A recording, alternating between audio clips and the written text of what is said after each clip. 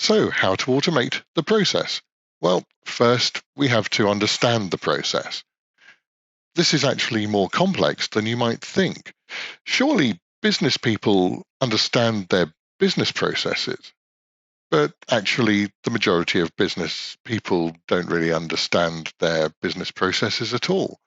In middle management, hardly anyone actually sees processes, thinks in processes, and understands the processes that the company operates to do what it does.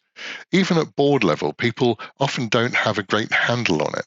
So we have to go in and understand the business processes intimately from those who actually know the processes.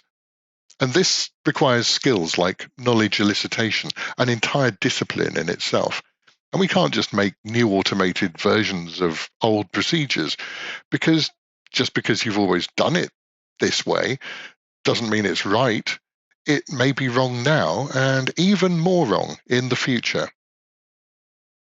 Next, we have to find the bottlenecks, the pinch points, the places where data doesn't flow well or stops flowing around the organization completely. They're the bits that cause your customers anger and your staff frustration. So your company really needs to get a handle on these and nip them in the bud. And automation is the best way to remove bottlenecks from processes.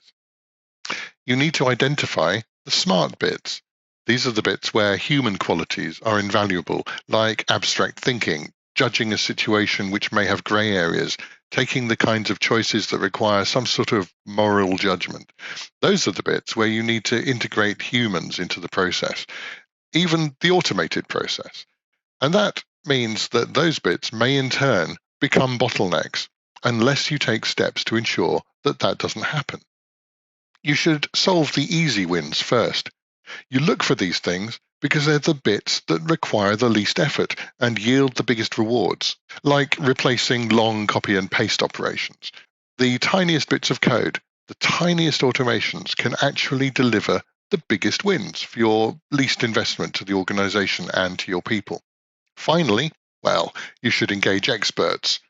And I would say this, wouldn't I? Because I guess I'm one of those experts. But this is a really important thing. If you've got a budget for automating processes, don't squander it on experiments. Don't try and fail at coming up with the best way of spending your budget. Ask somebody who's done it before. Lots and lots of times in lots and lots of situations with loads of different technologies and with loads of different sorts of processes across many industries.